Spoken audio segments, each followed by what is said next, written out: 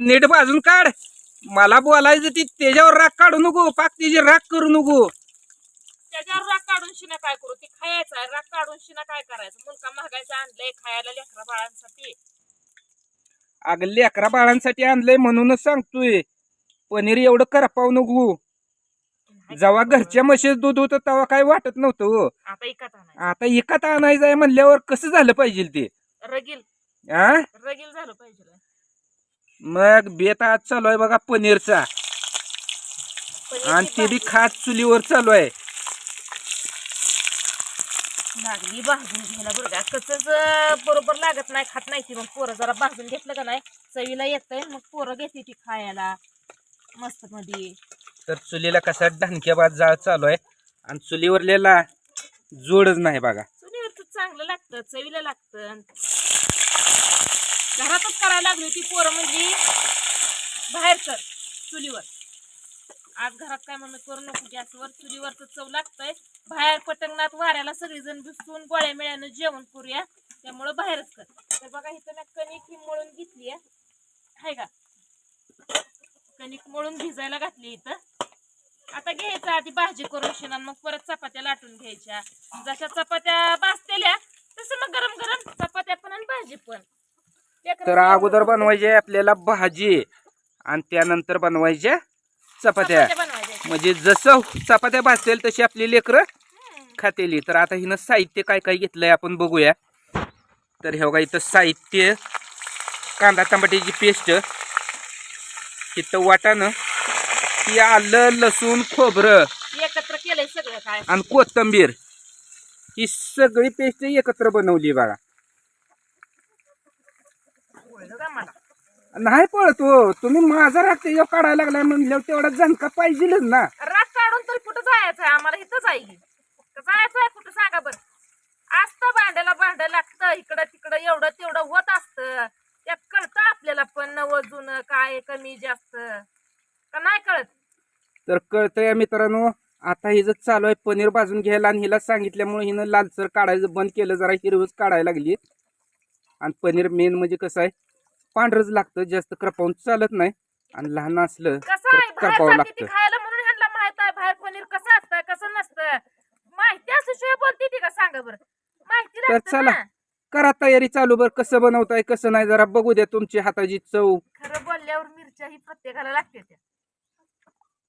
मित्रांनो ह्यात खऱ्याचा आणि खोट्याचा विषय काही नाही. माझ्या आयुष्यात मी पहिल्यांदा पनीर खाल्लं होतं मागल्या 10 वर्षाच्या कालावधी खाली. ते पण आपली गाडी चालू असताना षटपळ फाट्यावर खाल्लं होतं. आणि ते बी काय खाल्लं होतं, पालक पनीर खाल्लं होतं. त्यावेळेस आयुष्यात पहिल्यांदा पनीरची चव माहिती झाली. खरंच बहिणीनं बरं का, जोपर्यंत ही गाडी चालू होती ना आमची पिकअप, तोपर्यंत आमचं खरंच चांगलं होतं. सगळं काय असेल ते पहिलं चांगलं होतं. ह्याने जुनी आठवणी आज ताज्या केल्या. माझ्या म्हणजे स्वतः नवरी आणायला जर वाहन आला असेल तरी माझं पिकअप मला स्वतःला न्यायला आलं. तेव्हा अक्षरशः खरं गरिबी आमची पण आई बापाची लय होती, पण त्यावेळेस लय भारी वाटायचं की आपलं खरं कुठं तर चांगलं झालं. पण कालावधी ह्यांनी मगाशीच म्हणलं मागल्या 10 वर्षाखाली, म्हणजे आता कमीत कमी 16-17 वर्ष होऊन गेले त्या गोष्टीला. दिवस राहत नाहीतच की, बदलत्यात. जाऊ द्या, काय जणांच्या पोटात ते दुखत होतं, सलत होतं, म्हणून त्यांनी काम लावलं, काम झालं. आपण बी त्यांच्या शब्दाला याच दिलं, आणि जे व्हायचं होतं ते झालं. आता आपल्याला ते बोलायचं नाही. तर आता बनवूया भाजी मस्तपैकी. तर त्यात पहिल्यांदा काय टाकायचं आहे काय नाही ते सांग. आता बघा तेल लय गरम झालं म्हणून आता तेल अजून रिटर्न ठेवलं. आता पहिले जिरीची फोडणी देते की. तर चालू झाली आपली भाजी बनवाय. ह्याला कढीपत्ता वगैरे काय असतं का? नसतं नाही, माहिती नाही म्हणून मी विचारतोय बरं का. आता आलं लसूण नाही बरं का, ही आपली टमाट्याची पेस्ट आहे. टमाटा आणि कांदा. टमाटा कांदा पेस्ट आहे.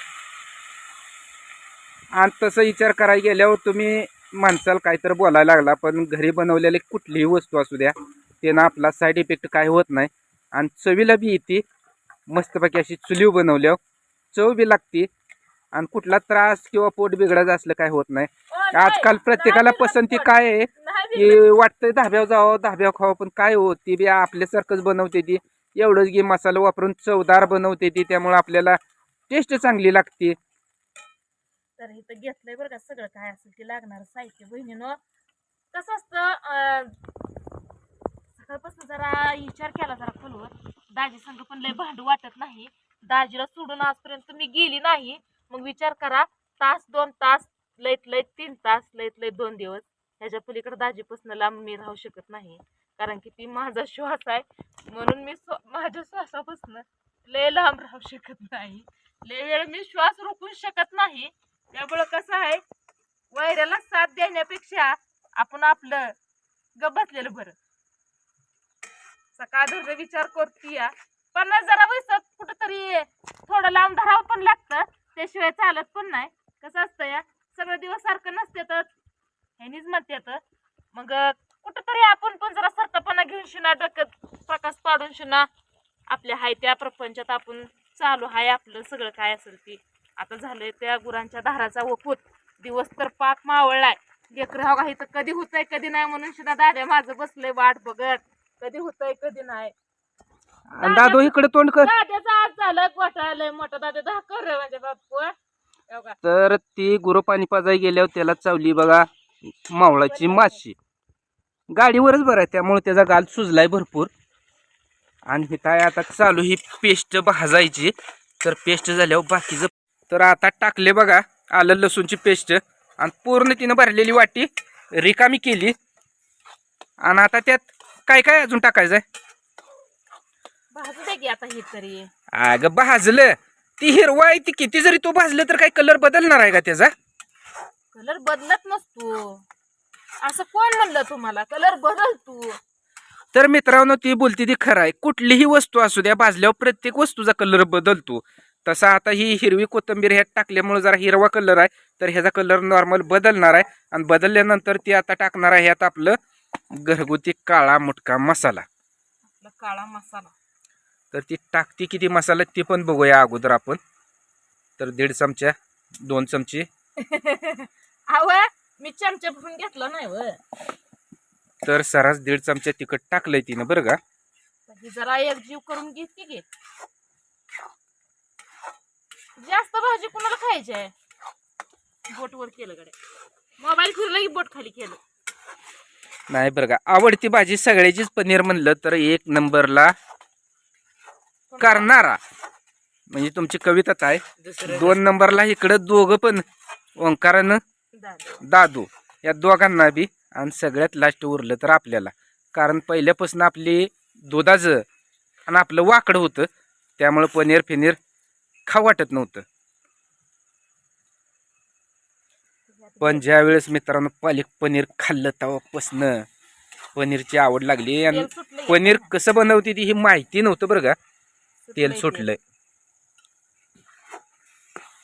कलर बदलला का नाही मी तुम्हाला सांगितलं होतं आपला कलर बदलणार आहे. आता ही काय टाकलं? हे आपला घरी बनवलेला पनीर मसाला. मसाला.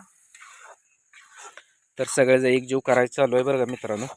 एकजीव झालं की त्यात टाकायचं वाटाणं, थोडंसं पाणी आणि टाकायचं पनीर. तर आपली भाजी पनीरची झाली रेडी. अजून नाही. तर आता चालू आहे पाणी घ्यायला. आणि आता चाललं बघा पाणी त्यात. पाणी पण लय वापरायचं नाही कारण की भाजी असतानाच ही घट असते. तर चालू आहे बघा आता वाटाणं टाकायला. भाजी खाताना काय पोट भरतं पण मन भरत नाही. एवढी भारी भाजी लागते. तरी आणि वाटाणा सगळं फ्रेश आणलंय बरं का आपण. फ्रेश आणलंय. आज बनवायचं खास म्हणून पनीर पण आणलं, ताज्या ताज्या वाटाण्याच्या शेंगा पण आणल्या. अजून काय आणलं? कांदा आपलं घरचं, टमाटर घरचंच होतो, त्यामुळे ते काय फ्रेश आणलं नाही. कसं बोलते ते बघा की. पण आज करायचं म्हणल्यावर फ्रेश आणलं का नाही? ताज्या गार हिरव्यागार शेंगा आणल्या का नाही? आणजा बयानो आणजा.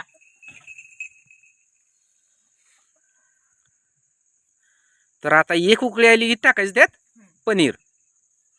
तर बघूया जरा कलर कसा झालाय.